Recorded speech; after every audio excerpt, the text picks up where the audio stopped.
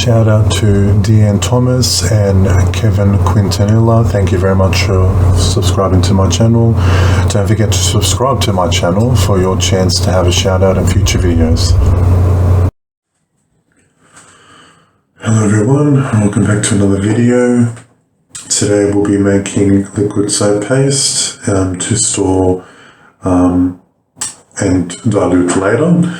And I usually don't work with paste, but I've done a few batches already with paste, and I actually quite like it. And it takes overall about 5 to 6 hours for the paste to completely go through the saponification process. And what I do after it does go through that process, I turn the heat off completely and I put sugar cane Glad wrap on it. I only use bioplastic for Glad wrap. I don't use normal plastic. So I put the bio wrap, which actually I have here. It's called Eco Cling Wrap, and it's made from sugar cane. Well, it's called Sugar Wrap, and I got this at my local Woolworths. Actually, it would have been, I think it might have been Coles, actually, my local Coles. So after it fully saponifies, I use the cling wrap and then I put the lid on and I leave it overnight. Generally about 14 hours, 12 to 14 hours is fine. You don't need to do that. You can, after it cools down, you can store them in those pouches, or you can actually store them in airtight containers like this. This is where I keep my potassium hydroxide. But any, like in a handy pails like this, I got this at Bunnings for, I think it was like $4 or $5. And you can, after it's cooled down, you can store it in here. And this is a really good lid. It's airtight and it will keep your paste nice and fresh. You don't need to put it in the fridge, but it does need to be airtight in a cool and dry environment, away from obviously moisture and humidity. But yeah, so I thought I'll show the process. It's a 60% coconut oil, 40% extra virgin olive oil recipe. And I actually have this on high at the moment just to melt everything down. Once it's all melted, I'll put it on low and throw in the lye solution. I also do add salt and sugar to my water before adding lye, same with the liquid soap. I do the same for bar soap as well. And sodium lactate is in here already. I use it at a rate of at 5%. Anywhere between 1 and 5% is fine, but I like to go 5%, and that helps keep the paste as fluid as possible. So it's still firm to work with, but it would be a lot harder if you didn't use the sodium lactate. And it also helps diluting your paste as well. When you introduce distilled water into the paste, it dilutes fairly quick, and I'm sure you would have seen a video I did already when I'm diluting this recipe paste in some distilled water, and at room temperature it took about an hour for it to fully dissolve. And then I added the essential oil to it, and then I put in that reusable bottle that I leave in the kitchen. So I thought I'll go through the whole process on how to do your paste, and I find it a really economical way of doing it as well. Particularly you can make, this is a 2 kilo batch, and I'll make roughly about 3.8 kilos of paste. And I actually written down the weight of this thing because it comes out without the lid or anything in it, and it weighs 3.514 kilos. So what I'll do after the paste is fully done, I'll chuck it on the scale. I'll deduct, the weight of the ceramic base here, and then I'll know how much paste I have that's left over. So generally 3.7, 3.8 kilos would be left over, and it's great space saver to store it in something like this. You can put it in the cupboard, or you can even put it in the fridge, and you just dilute as you go. So it's just, it's very economical.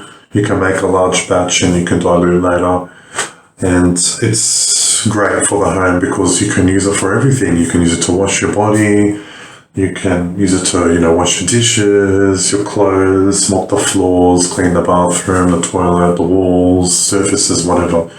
And this is literally you can use on everything, and it's safe, and I haven't so far come into any issues with surfaces, it staining or stripping surfaces or anything of that sort. So far it's been really, really good. And I will add also that it's actually quite gentle on the hands as well, this ratio. And I add, after the paste is done, I actually throw 300 grams per kilo of oil of vegetable palm-free glycerin. So, because this is a 2 kilo batch, so I throw in 600 grams of palm-free glycerin, and that also helps keep the paste nice and soft and easy to work with. And also that's essentially my super fat. So you can actually super fat your liquid soap with glycerin, and because it's water soluble, it will just solubilize in the water with the paste, and there won't be any separation, there won't be any cloudiness, there won't be anything of that sort. And it's just extra nourishing for the hands, won't dry the hands out, particularly because it is 60% coconut oil. And I don't want it to dry the hands out for, myself and, anyone that uses it, and customers, because I am starting to sell paste like this. So yeah, I thought I'll do a video today on how to properly cook your paste and the stages that it will go through. And when it's done, when you know it's done, is when it's really opaque and translucent.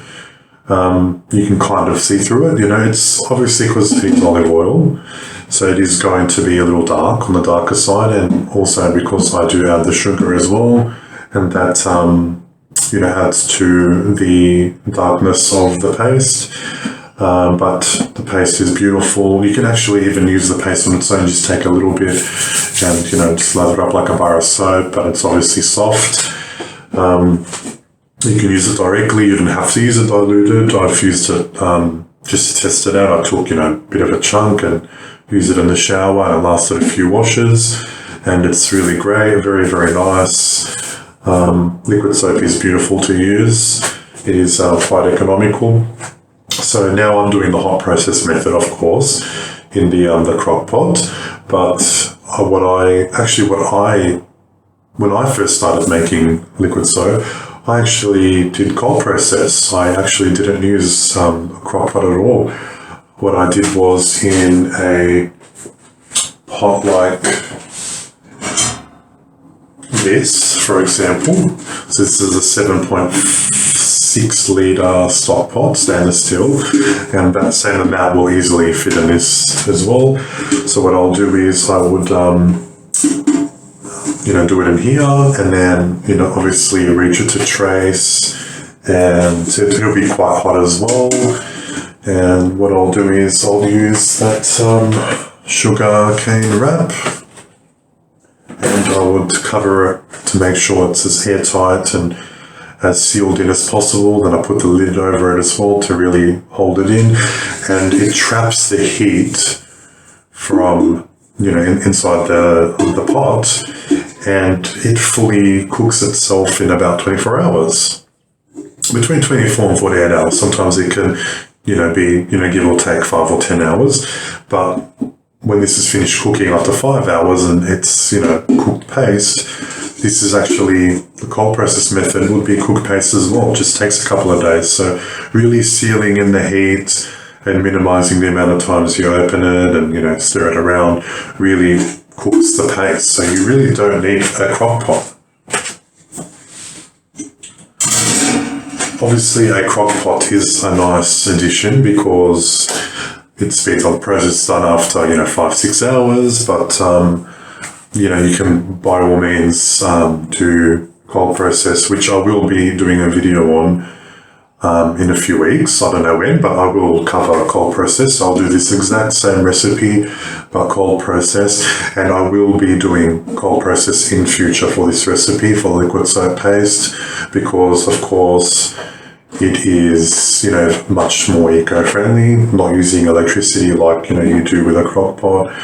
And I like to minimize my impact, and I'm more of a zero waste type of person, whereas I want to really, really minimize as much as possible my carbon footprint. So the paste that you will see in future, obviously when I sell it as well, will be cold processed, but I thought I'll just cover both because they're both interesting, and it's the same end result. It's exactly the same, but I do find cold process feels more nourishing on the skin as opposed to hot process, and I find that all the goodness of all the oils is much more retained when you do a cold process and doesn't go through all those heat, high heat, over 6 hour period that, cold process wouldn't go through. So I find that cold process liquid soap is a lot more moisturizing, and that's just from my experience. And I've been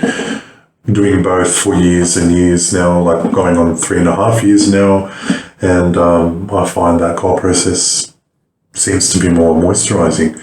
So anyway, enough of that. I thought I'll just share my experience, and I will cover both. So we'll wait for this to melt down, and then I will mix my lye solution outside.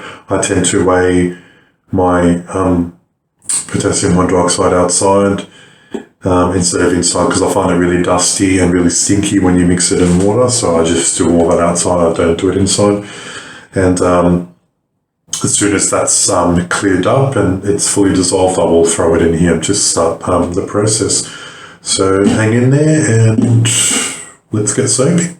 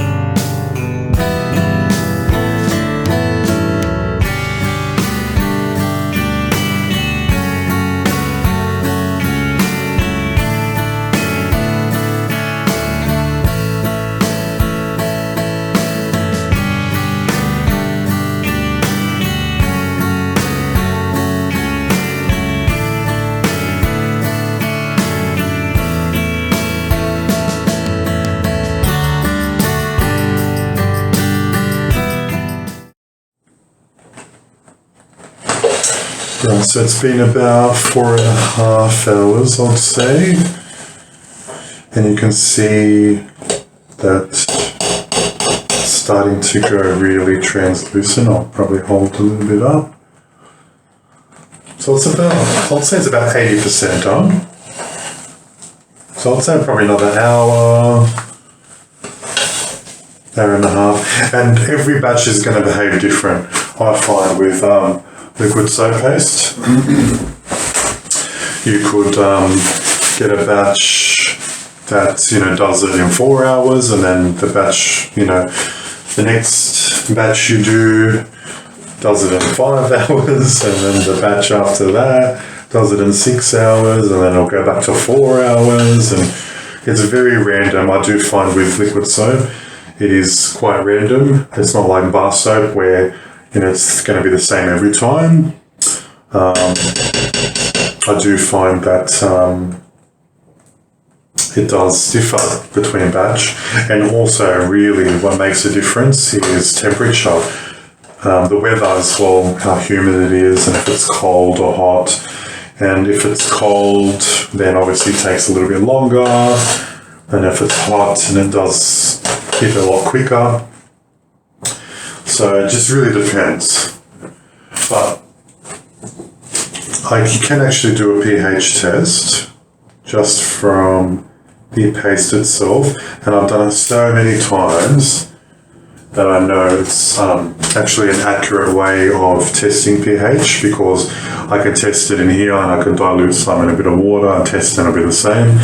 So you just find a really wet portion. So here's a little bit wet. You just let it sit for a sec. Then you just get a bit of paper towel, just wipe it off. So I'd say it's about, it's sitting about 11. So if we get the, right, so I'd say it's about between 10 and 11, I'd say. So almost done. If I was to test this like 2 hours ago, it would come up, you know, 14 or 13 of the dark purple. But as you can see, it's starting to go a little green. So I'd say, yeah, anywhere between 10 and 11 it is. It's just a little tiny green. Yeah. So that is still, I find anyway, an accurate way. Of course, I still test in water after it's gone through all the stages. I do test it in distilled water. I dilute some and just double check. I probably do that twice. Because of course you want to be sure, especially if you're going to be selling it as well. You don't want to sell caustic soap paste. And I also, what I do when it's done as well, I get a little bit and I wash my hands with it, and I test the pH there as well. So you actually don't need to dilute it and test pH. You can actually use it as like a bar soap, so to speak. Just take a little bit and lather it up and see the pH that way. But I do both because I like to be sure. So I do the hand washing method plus the paste method plus the diluted method. And this looks like it's going to be pH 9 soon, quite soon. I'm just waiting for it to go through that see-through stage, is the translucent stage as they call it. And once it goes through the translucent stage, I will then add the glycerin to it and then mix it in and turn the heat off, cover it with Glad wrap, and then I come to it tomorrow. And then I again do a pH test there the next day, and then that's when I package them up and stuff. Or, you know, if you're storing them in those containers I showed earlier, then you just store them in that, and it's fine. So I'll come back in about an hour,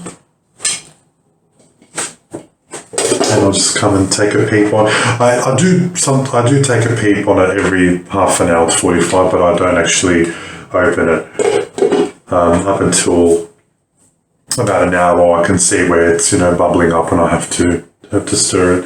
But it's looking really good, really happy with the way it's turned out. It can take a few hours. I know it's been about 4.5 hours now. So it should be in about an hour and a half. An hour to an hour and a half should be ready.